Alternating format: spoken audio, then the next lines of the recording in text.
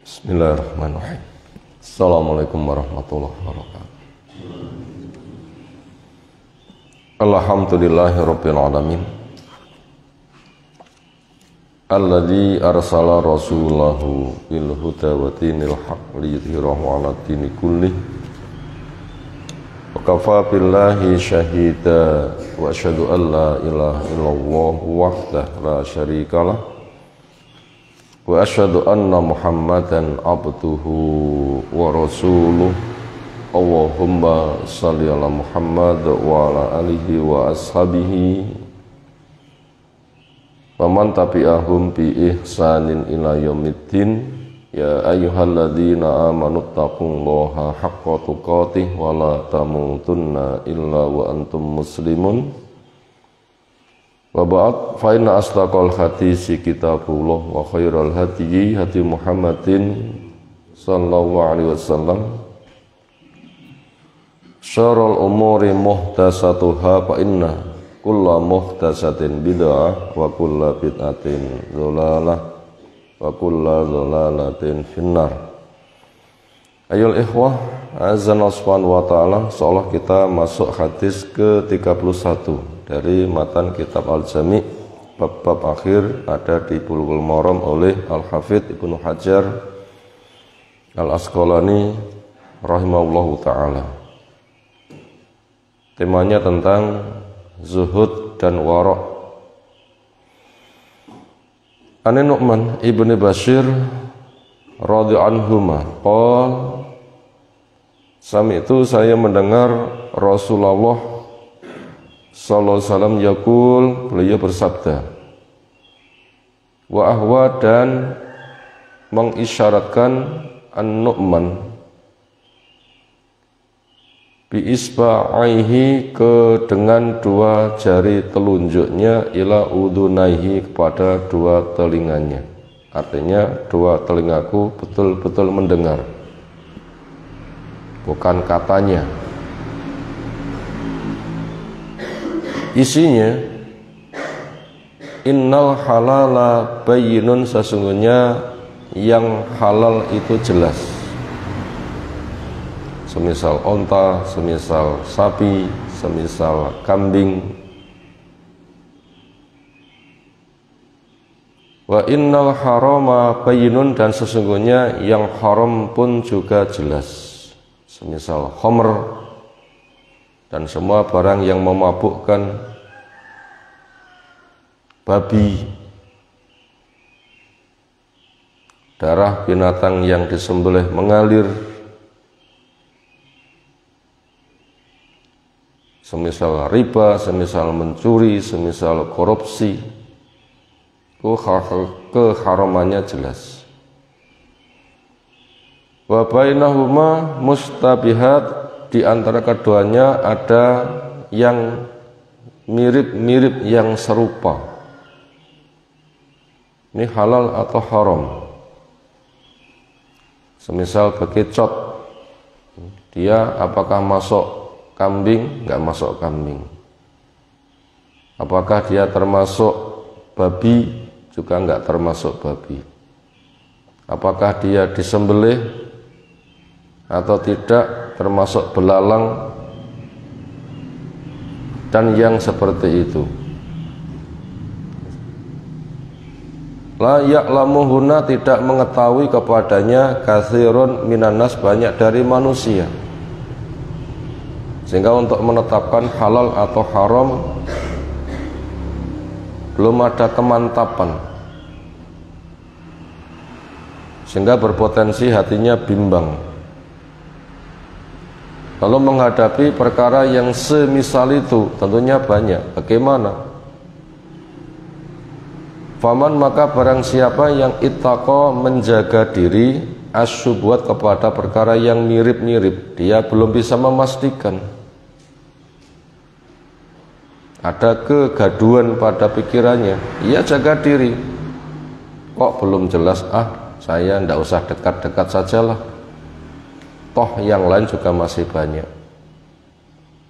yang jelas halal untuk diambil. Maka sikap yang seperti itu, faqatis tapro'a lidini wa irdih. Dia telah membebaskan agamanya dan kehormatannya. Di depan Allah dia tidak ada alasan disalahkan, di depan manusia juga enggak dicurigai. Waman waqa'a fi syubhat, siapa yang masuk pada wilayah yang mirip-mirip, memastikan kehalalannya gak ada kepastian, memastikan keharamannya gak ada kepastian, ternyata dia dekat-dekat ke situ. Waqa'a fil haram, berpotensi dia akan mudah jatuh kepada yang haram. Karroi digambarkan seperti penggembala yar'a haulal hima, yang menggembalakan binatang gembalaannya di sekitar pagar. Apalagi pagarnya tidak kuat, di balik pagar tanamannya menghijau. Binatang-binatang ketika tahu yang hijau semangat. Sementara orang tadi mungkin kewalahan, apabila sampai masuk, waduh gimana saya mengendalikan binatang-binatang itu. Ternyata menggembalakannya ke situ, nggak ke tempat yang jauh yang aman, tapi ke situ. Apa resikonya? Yusiku hampir saja ayakoafi, dia akan terjatuh padanya. Supaya nggak jatuh, ya jauhkan diri saja dari tempat seperti itu. Itu jurang, ini bibir jurang. Supaya nggak jatuh pada jurang, ya jangan bermain-main di bibir jurang. Cari tempat yang karuan lapang saja. Itulah sifat wirai, sifat warok. Allah ketahuilah, wa inna likuli malikin hima, setiap raja itu memiliki daerah yang jadi area khususnya, sehingga tidak boleh orang dekat-dekat padanya. Allah ketahuilah, wa inna himaullahi, sungguhnya area yang diberikan batasan oleh Allah adalah barang-barang yang dinyatakan haram. Makanya jangan dekat-dekat kepada yang haram, karena nanti bisa masuk area yang bukan wilayahnya.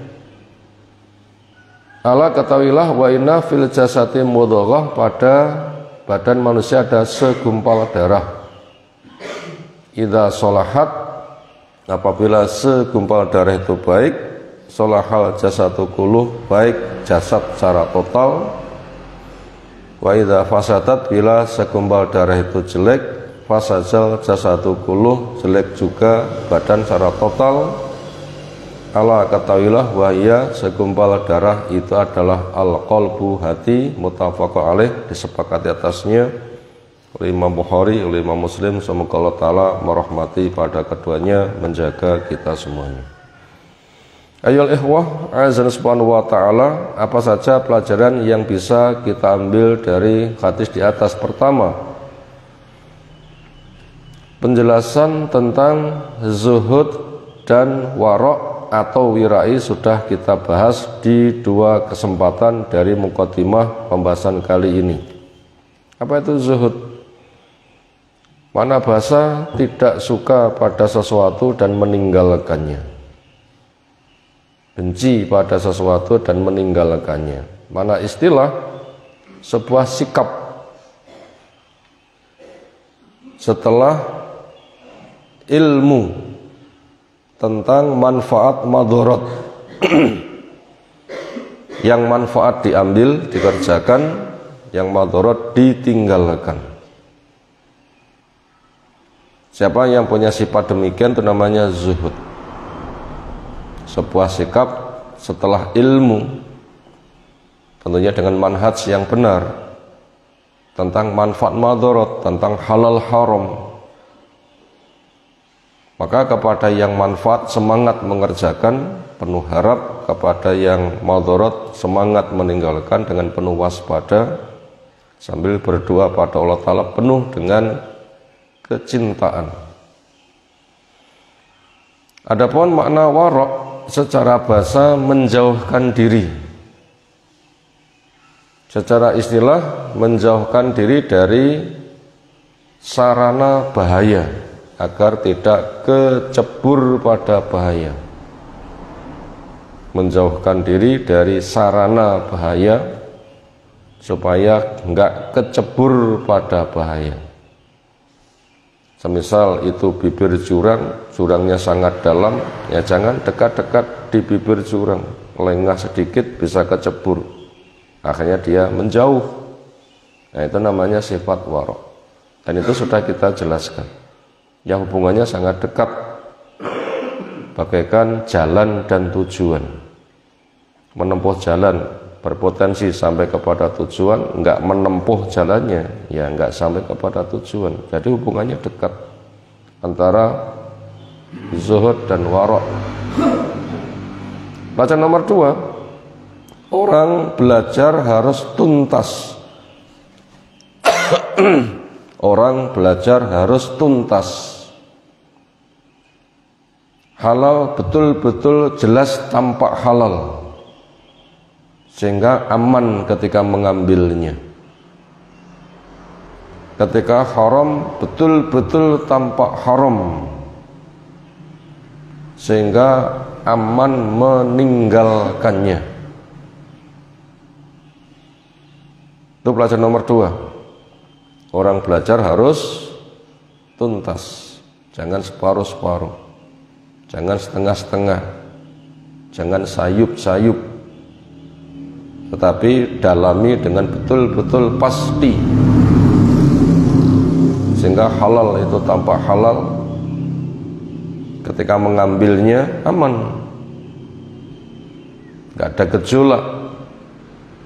Demikian juga haram itu tampak haram gamblang, sehingga ketika meninggalkannya pun juga mudah. Itu namanya zuhud. Makanya tanda orang yang zuhud itu belajarnya tuntas, sehingga tidak ada keraguan dan terpenuhi konsekuensinya.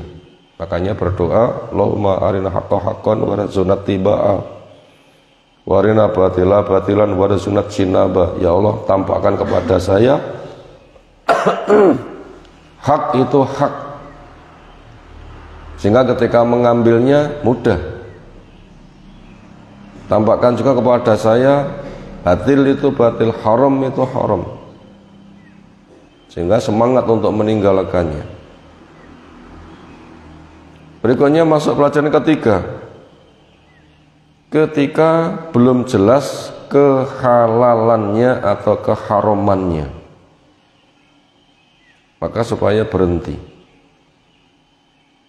Ketika belum jelas kehalalannya atau keharamannya, supaya berhenti. Kalau enggak ini, kok belum jelas. Haram enggak ini, kok belum jelas. Maka mandek sajalah. Itu namanya warok, dan itu keselamatan.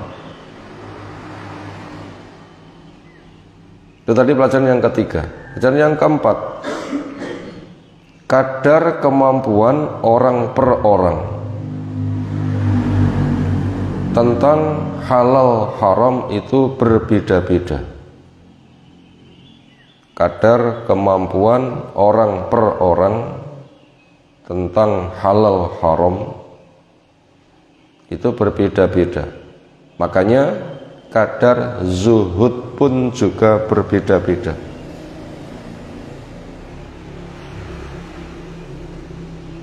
Kadar kemampuan orang per orang tentang hal haram berbeda-beda. Mungkin si A telah banyak mendalami, ada 1000 macam barang halal telah ia pahami, ia betul-betul paham. Ada 1000 macam barang haram ia telah mendalami, betul-betul paham itu haram, sehingga ketika dia melangkah gamblang. Mungkin ada si B ketika memahami barang-barang halal mungkin masih 10 poin, berarti masih cukup banyak yang belum ia pahami. Demikian juga barang-barang yang haram. Kenapa? Ya memang kadar kemampuan berbeda-beda. Kemampuan daya nalar pun juga berbeda-beda. Makanya kadar zuhud pun juga berbeda-beda. Makanya setiap orang mengukur dengan dirinya, tidak mengukur dengan orang lain, sehingga tidak ikut-ikutan. Tapi dia mengukur dengan dirinya. Gimana saya gamblang apa enggak? Dia mantap karena sudah gamblang, tapi kan saya kan belum segamblang dia, maka saya tidak bisa semisal dia.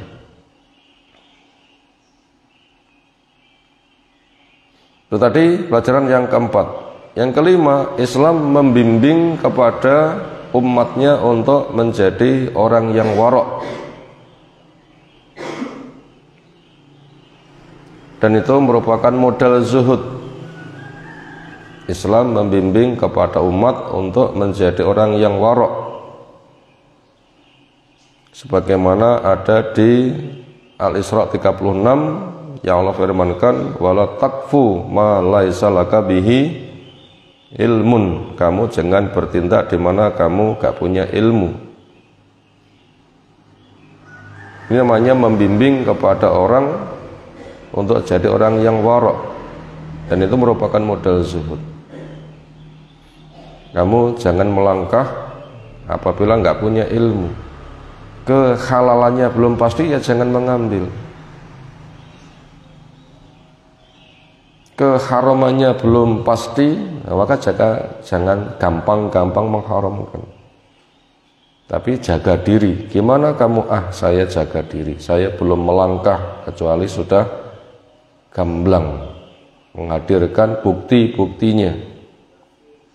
Itu namanya Islam membimbing kepada umat untuk jadi orang yang warok, dan itu modal zuhud dan merupakan keselamatan.